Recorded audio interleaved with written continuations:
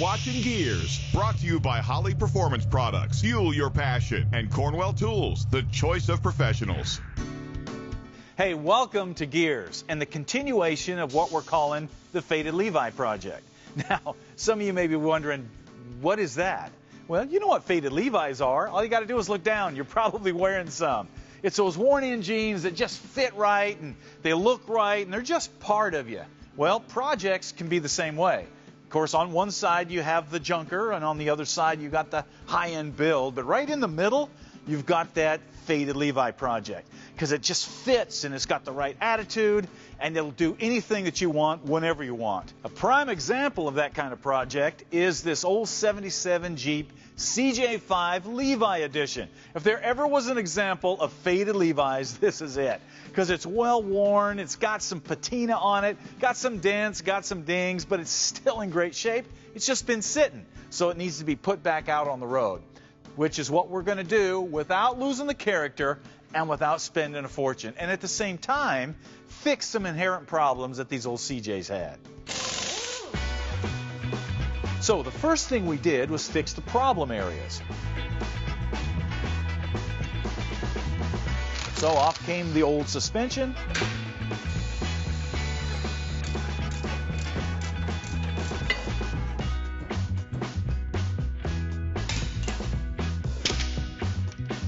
And a new 4-inch lift was bolted in place. New fender well headers fixed the leaky exhaust system, and dropping the tire size from 35 to 33 will fix some fender rubbing issues as well. Okay, with that taken care of, today we're going to jump into some simple modifications that every CJ Jeep can benefit from, starting with the steering. Since its inception in World War II, the Jeep has always been a tight fit for the driver, with the dash against your knees and the steering wheel in your chest. The CJ5 was longer and wider, so it solved some of those problems, but not all of them. Even in the later model CJs, the position of the steering column was always an issue. If you were 6 feet tall, the tightness of the doorway and the position of the seat and the steering wheel all worked against you to try to keep you from getting in or out of one of these things. There's just no room here. Now, obviously, the solution would be to put in a tilt column, but you only had two options. One was to try to find an original tilt column, not easy to find, or find a tilt column out of something in a junkyard and adapt it in. Now there's a third option. I Did It has been around for a long time, and they are well known for their aftermarket steering columns for hot rods and muscle cars. But they also have this tilt steering column specifically for the Jeep CJ vehicles.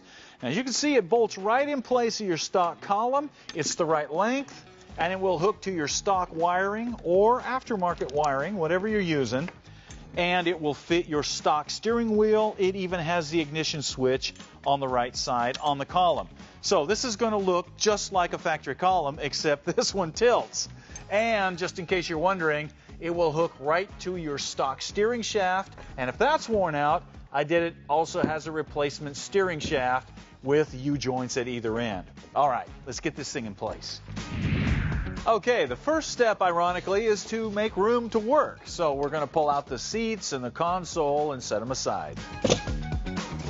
For those of you that don't know, one of the things that made the Levi Edition unique is at the top, the sun visors, the dash, even the seat had this fake denim look on it, which is pretty cool.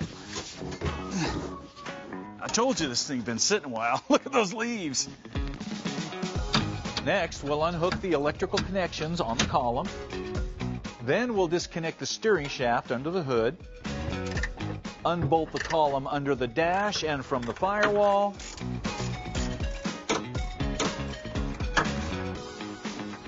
and carefully slide the column out of the dash. Okay, with the old column out, let's see how it compares to this new one. Now, as you can see, the length is right on, the splines are right on.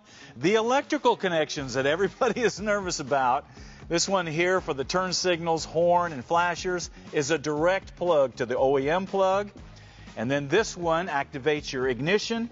It comes with some new relays, and these plugs here plug into the wires that came out of here. So this truly is a plug-and-play deal. Now, you will reuse this bracket. As you can see, this bracket goes right here on the new column. It'll locate it in perfect position. Then you will reuse this dash cover, and you will need to reuse this firewall bracket. So that'll need to be cleaned up and painted. And of course, the gasket that goes between that bracket and the firewall usually comes out like this. We'll need a new one of those too. To install the new I Did It column, just slide it in place and bolt it up. Like I said before, it utilizes all the stock upper and lower brackets, so there's no guesswork here. After that, it's just a matter of making the electrical connections, putting on the accessories and the steering wheel.